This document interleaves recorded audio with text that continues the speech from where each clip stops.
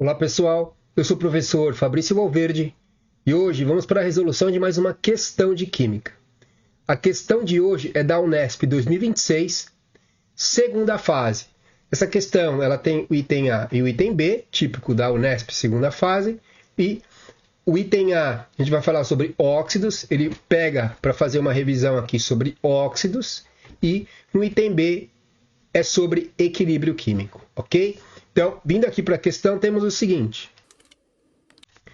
Além do racionamento de alimentos ao longo da Segunda Guerra Mundial, o Brasil também passou pela falta de combustíveis derivados do petróleo. Diante dessa situação, uma das soluções encontradas para contornar a falta de combustíveis fósseis foi a adaptação dos motores dos automóveis por meio dos aparelhos de gasogênio, que utilizavam gás produzido a partir de carvão para seu funcionamento. O gasogênio foi uma boa adaptação durante esse período, no entanto, com a possibilidade de utilizar petróleo novamente e devido ao baixo poder calorífico e à alta porcentagem de poluição, esse combustível foi utilizado durante pouco tempo no país. Um dos problemas ambientais decorrentes do uso do gasogênio é a geração de monóxido de carbono, um poluente tóxico ao ser humano. Ok? Então, esse poluente que ele está se referindo, né, que é o monóxido de carbono, vai ser abordado aqui nessa questão, ok? Então, vamos lá. E ele continua aqui. Uma das reações responsáveis pela produção do gás de carvão nos aparelhos de gasogênio é a formação do gás de água, que é uma mistura de monóxido de carbono e gás de hidrogênio, que também é um gás altamente inflamável, realizada em temperaturas elevadas, próximas de 1000 graus Celsius. A reação de equilíbrio químico que ocorre nesse processo é representada pela equação. Então, você tem aqui o carbono sólido reagindo com vapor de água, formando o monóxido de carbono e gás de hidrogênio.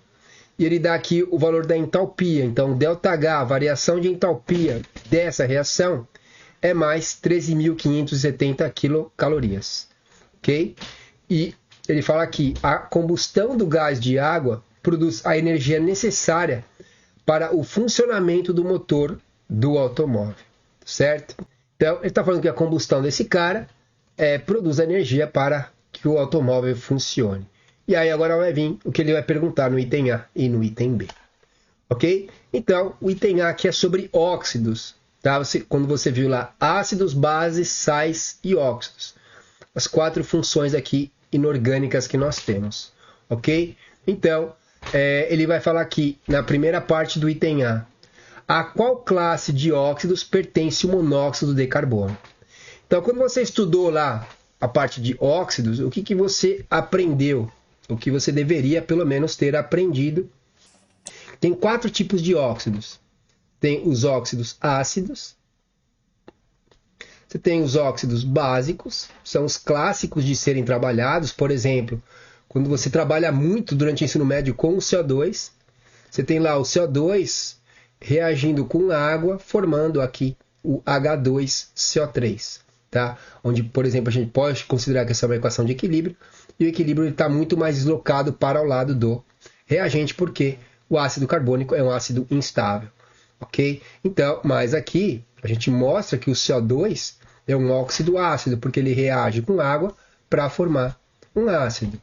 Aí depois a gente fala também, depois que nós vimos os óxidos ácidos, falamos sobre os óxidos básicos. Por exemplo, eu pego o óxido de cálcio, ele reage com água, e aí ele vai formar o quê? Ele vai formar o CaOH2, ele forma uma base. Então aqui a gente vê que o CO2 é um óxido ácido porque ele reage com água para formar um ácido. O óxido de cálcio é um óxido básico porque ele reage com a água para formar uma base. E aí, ó, um cálcio, 2 oxigênios e aqui 2 hidrogênios. A equação está balanceadinha aqui também. Ok? Então, formei uma base. Então, quando um óxido reage com água e forma uma base, é porque é um óxido básico. Quando um óxido reage com água para formar um ácido, é um óxido ácido. Só que tem mais 2 tipos aqui ainda. Tem os óxidos anfóteros, O que é um óxido anfótero? O que é um óxido anfótero? O óxido anfótero é um óxido que ele pode se comportar tanto quanto um ácido, quanto como uma base. Então, por exemplo, se eu pego lá o óxido de zinco, ele pode se comportar tanto quanto uma base, quanto como um ácido, depende de quem que ele está reagindo. Então, se ele está reagindo com um ácido, ele se comporta como uma base. Se ele está reagindo com uma base, ele se comporta como um ácido, certo? Então, aqui nós temos o óxido de zinco, por exemplo, outro bem comum é o Al2O3. O óxido de alumínio é também um óxido anfótero, tá certo? Então, temos os óxidos anfóteros que nós estudamos e a outra classe de óxidos vai ser os óxidos neutros. E você aprende, né, é passada a informação de que tem 3 óxidos neutros. E o mais clássico é o CO. Então, o monóxido de carbono é um óxido neutro, tá? Que é o que ele pergunta aqui. Ele está falando sobre o CO, monóxido de carbono. Ele quer saber a qual classe de óxido pertence o monóxido de carbono. Então, o monóxido de carbono é um óxido neutro. Assim como também o NO e o N2O. Então, são 3 óxidos neutros que você tem que se lembrar. Monóxido de carbono, o monóxido de nitrogênio e o monóxido de dinitrogênio. Tá certo? Então, a gente responde aqui o que ele está nos perguntando.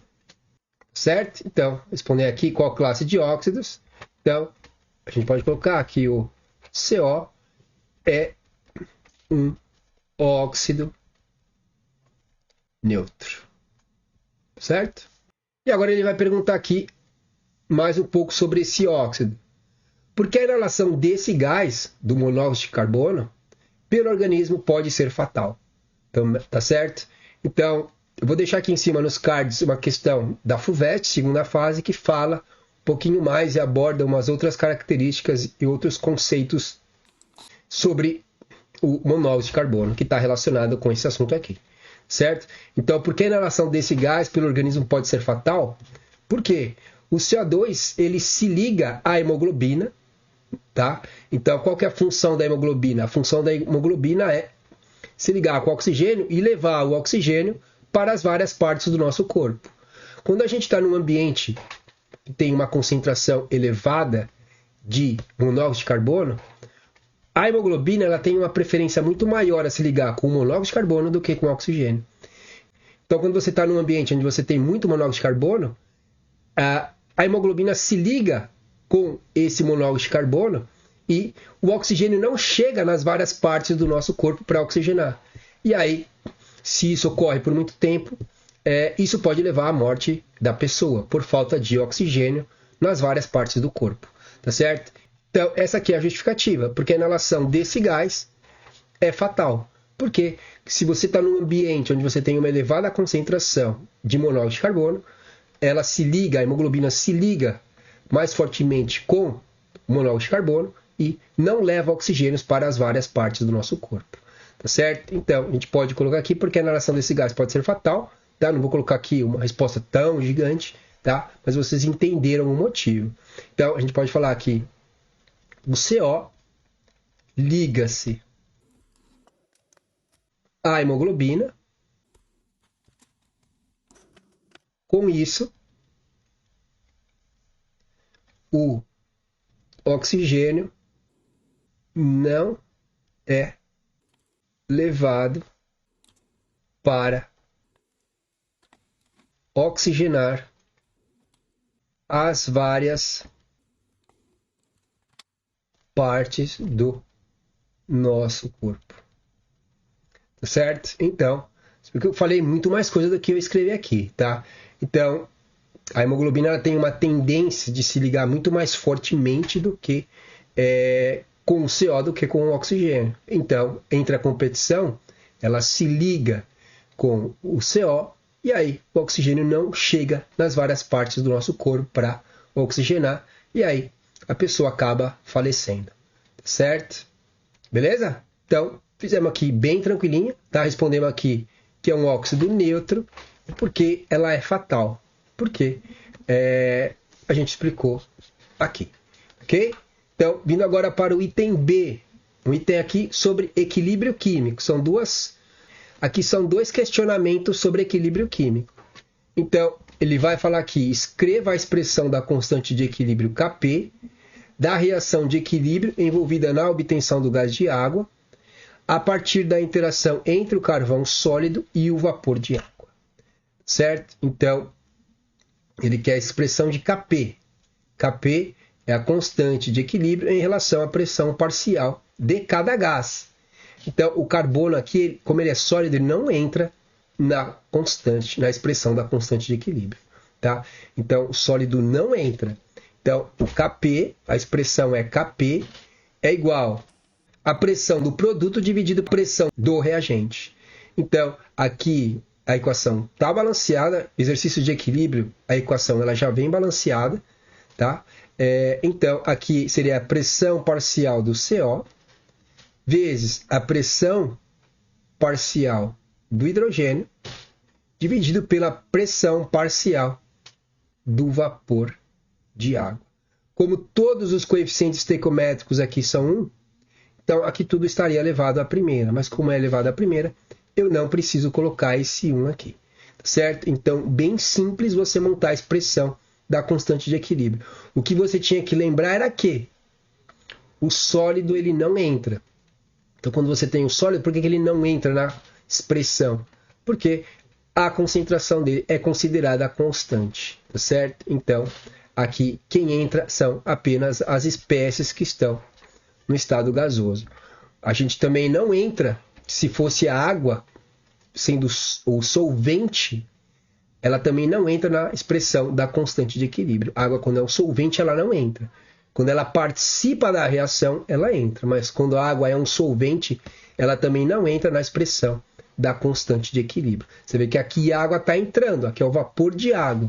Tá? Aqui ele não é solvente, ele participa, a água está participando da reação. Tá? Então, a água participa, ela fornece o oxigênio para formar o monóxido e também para gerar o hidrogênio. Agora, aonde a água é o solvente, ela não entra na expressão da constante de equilíbrio. Tá certo? Então, fizemos aqui a primeira parte. Tá? Então, montamos aqui a expressão. É isso aqui que ele queria apenas. E agora vamos ver o que ele pede na segunda parte. Então, com base no princípio de Le Chatelier, deslocamento de equilíbrio, princípio de Le Chatelier também é clássico perguntar. Se você pegar os vestibulares principais aqui de 2026, 2025 para 2026, tá? Caiu no Enem, caiu na FUVEST, tá? Nos vestibulares é clássico cair alguma coisa sobre deslocamento de equilíbrio, princípio de Le Chatelier, tá? Então, com base no princípio de Le Chatelier, apresente o motivo pelo qual a reação de obtenção do gás de água é realizada em temperaturas elevadas. Tá? E aí você tinha que olhar para esse detalhe aqui. Tá? Essa reação aqui ela é endotérmica. Como que eu sei? Aqui. O ΔH ele é maior do que zero. Então, ΔH maior do que zero, como que eu chego nessa conclusão? Pelo sinal de mais. Então, como o ΔH é maior do que zero, a variação da entalpia é maior do que zero, então a reação é endotérmica. Okay? Então, o sentido direto aqui é um sentido endotérmico. Então, o sentido inverso é exotérmico. Tá? Então, a gente está vendo que a reação, sentido direto, ela é endotérmica. Então, o que significa? Que o aumento da temperatura favorece o deslocamento do equilíbrio para o sentido endotérmico. Isso vai ser sempre assim. Tá? Então, o aumento da temperatura sempre vai deslocar o equilíbrio no sentido endotérmico. Como o sentido endotérmico aqui é o sentido direto, é o reagente levando ao produto, então é por isso que essa reação ela vai ser realizada a alta temperatura. Por quê? Porque quando eu realizo ela em alta temperatura, eu estou deslocando o equilíbrio para o sentido direto, para a formação do que eu quero, que é o gás de água. Então, por isso que essa equação, então por isso que essa reação ela é realizada em temperaturas elevadas. Tá? Então, a gente pode responder aqui o quê? Que como a variação de entalpia é maior do que zero, a reação no sentido direto é endotérmica. E com isso, o aumento da temperatura desloca o equilíbrio para a direita, o que favorece a formação do gás de água. Certo? Então, colocando aqui, então, ele fala aqui, apresente o motivo pelo qual a reação de obtenção do gás de água é realizada em altas temperaturas. Por quê? Então, a reação, no sentido direto, ela é endotérmica. Esse sinal positivo me indica isso. Então, se eu aumento a temperatura, eu desloco o equilíbrio no sentido endotérmico, o que favorece a formação do gás de água, que nesse caso é o meu produto. Tá certo? Então, se a gente faz uma consideração rápida sobre os 3 fatores que deslocam o equilíbrio, que são capazes de deslocar o equilíbrio, é você mexer na temperatura, alterar a temperatura. Você tem que saber se o sentido direto ou inverso, se a reação é exotérmica ou endotérmica. Então, você alterando a temperatura, você desloca o equilíbrio. Você mexendo na pressão, você alterando a pressão, você desloca o equilíbrio. Tá?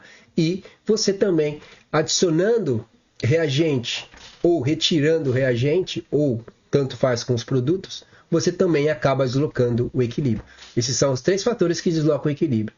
A concentração, nesse caso aqui seria a pressão parcial, a temperatura e também a pressão. Ok? É isso aqui que a Unesp nos pede.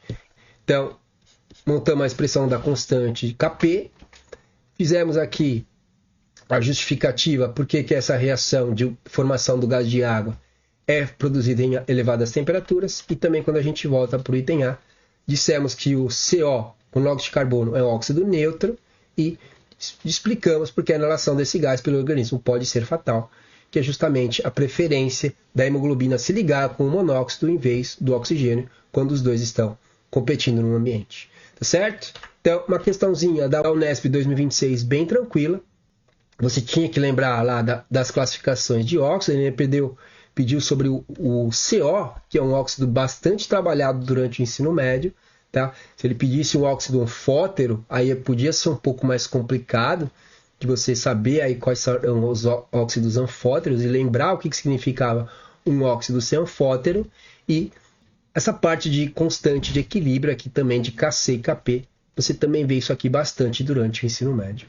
Ok? Então, me digam aqui nos comentários o que vocês acharam dessa questão. Se lembravam que o monóxido de carbono era um óxido neutro e sabiam que o efeito dele pode ser fatal. E aqui lembravam que o sólido não entrava na expressão da constante de equilíbrio. E também se você lembrava sobre essa parte de deslocamento de equilíbrio em relação à reação ser exotérmica ou endotérmica. Ok? Então, vou deixar aqui em cima mais uma playlist e um vídeo para vocês continuarem estudando Química. E essa era a questão que nós vamos resolver hoje. Espero que vocês tenham aprendido alguma coisa. Até mais e fui!